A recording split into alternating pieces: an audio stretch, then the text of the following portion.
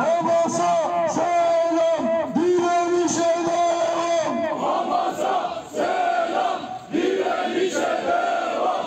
İntikam. Direniş, kanatlar, intikam, intikam.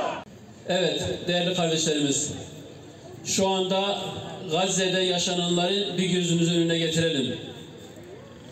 Bombalar evlerin üzerine düşüyor ve binlerce masum kardeşlerimiz katlediliyor, öldürülüyor. Acaba onlara mı acımamız lazım, yoksa uyuyan ümmete mi acımamız lazım? O ölen çocuklara mı acımamız lazım, yoksa namazsız, ibadetsiz, Allah'ı unutan ve Allah'ı inkar eden bizim neslimize mi acımamız lazım? Allahu Ekber, Allahu Ekber, La ilahe illallah, Vallahu Ekber. Allah razı olsun. Biraz sonra inşallah buradaki kıyamımız devam ediyor. Onlar ölüyorlar, biz burada ayakta duruyoruz. Çok yorulan ihtiyarlar oturabilir ama beraberce bu akşamı belki bu geceyi beraberce geçirebiliriz. Süreç içerisinde daha başka etkinliklerimiz olursa onlar gebermeye de devam edecek. Bu gece gibi bu geceler belki onların sonlarının yakın olduğu gecelerdir inşallah. Tekbir! Tekbir! Tekbir! Hamas'a selam, direnişe devam. Bugün bizler burada bu konuşmaları yaparken belki yüzlerce kardeşimiz, yüzlerce bebek, yüzlerce kadın katlediliyor bombalar altında.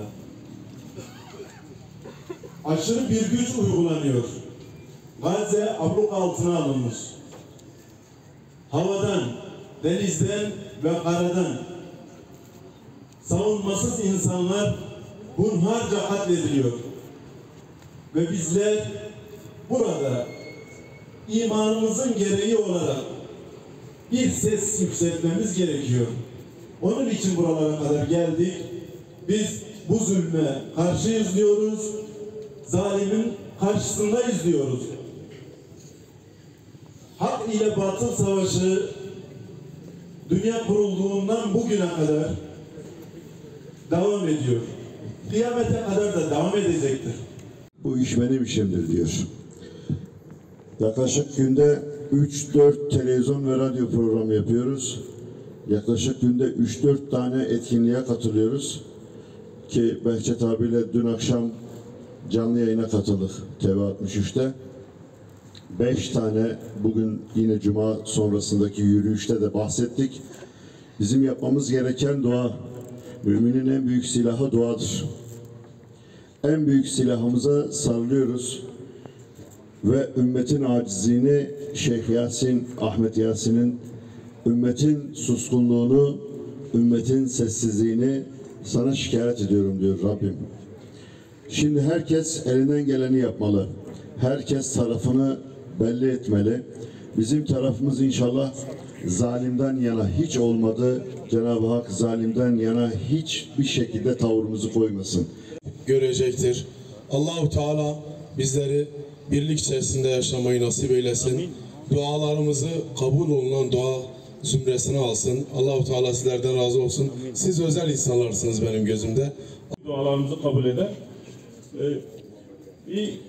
Gazze İsrail'e mezar olacak. İsrail'e mezar olacak. Gazze İsrail'e mezar olacak. İnşallah. Gazze İsrail'e mezar olacak. Kıymetli kardeşler, tabii üzerine düşeni yaptıktan sonra Allah'a yalvardı, dedi ki ya Rab, eğer bu topluluk, eğer bu bir avuç topluluk eğer yok olursa sana ibadet edecek kim kalır dedi ve Rabbim dualarını kabul etti. Meleklerle 300 kişi 1000 kişiye karşı Rabbim zafer nasip etti. Aynen şu an Kassam Tugaylarını, şu an Hamas'ın gençleri, Hamas'ın mücahitlerini ben biraz bu sahabelere benzetiyorum. Bedir'deki sahabelere benzetiyorum. eğer Hamas olmazsa, Gazze direnişi olmazsa, o mücahitler olmazsa, peki Aksa'yı kim koruyacak? Tabii ki sahibi Allah'tır ama bu dünyada biz de imtihandayız. Rabbi yessir ve la tuassir, Rabbi tamimil hayır, Rabbi zidni ilmen ve fahman ve alhakmana bisalihin. Başkanım adım Erol. Özür dilerim. Kıymetli kardeşlerim, hepiniz hoş geldiniz, sefalar getirdiniz. Birkaç hususa değinmek istiyorum. İsrail 7 Ekim'den itibaren Gazze'ye saldırı gerçekleştirmedi. 7 yıl önce de gerçekleştirmedi, 75 yıl önce de gerçekleştirmedi. İsrail Gazze topraklarında yüzyıllardır zulüm ve baskı uygulamaktadır. Allah bizi bu davada inşallah onların bu kötü emellerini durduracak güç ve kuvvet nasip eder. İsrail'in zihniyetine değinmek istiyorum. İsrail dünyada yaratılan bütün insanların, bütün varlıkların onların hizmetine yaratıldığına inanıyor. Tahrip edilmiş kitaplarından böyle. Adamlar buna inanıyor bir kere. Diyor ki bütün insanlık bize köle olarak yaratıldı. Onların canı, malı, namusu hepsi bize helaldir. Biz her şey bunları yapabiliriz. Biz önce düşmanımızı iyi tanımamız gerekiyor. Diğer bir husus, biz şimdi meydanlara toplandık. İsrail'i kınıyoruz, Amerika'yı kınıyoruz, Fransa'yı kınıyoruz, İngiltere'yi kınıyoruz. Kıymetli kardeşlerim, bizim Müslümanlara, idareci Müslümanlara, icra makamındaki Müslümanlara dua etmemiz gerekiyor. Allah bunlara feraset versin. Bunların yani 3 Müslüman ülke birleşip ya bu Siyonistlere karşı gelemiyor. Böyle kaçak dövüşüyorlar ve bizi en çok acıtan nokta da bu. Bu son 20 günden beridir yapmış olduğu bombardımanı arka planında şöyle bir bakış açısı var. Geçenlerde malumunuz, hepiniz sosyal medyayı çok iyi takip ediyorsunuz. Sözde yetkilisi dedi ki, biz insanımsı hayvanlarla mücadele ediyoruz dedi. Bir daha söylüyorum. Biz insanımsı hayvanlarla mücadele ediyoruz dedi. Şu anda bu bombardıman altında olan kardeşlerimizin her bir ölüsü onların zihin dünyasına göre, onların inanç sistemine göre, onların amel defterine göre sevap olarak yazılıyor. Her bir çocuğun ölümü, her bir bayanın ölümü onların amel defterine sevap olarak yazılıyor. Aslında bu bugünün meselesi değil. Yüzyıllardır bu böyle. Bu Siyonizmin bakış açısından nettir. Bizim ise amellerimizle cenneti kazanma düşüncesi olan Müslümanların düşünce tarzında bambaşka bir şey yapıyor. Sadece seyirci kalıyor. Değerli kardeşler, 4-5 gün önce malumunuz yine hepimiz televizyonlarda, sosyal medyada şunu gördük. Buradaki birçok kardeşimizin çocukları var, evlatları var. Lütfen şöyle bir empati yapalım.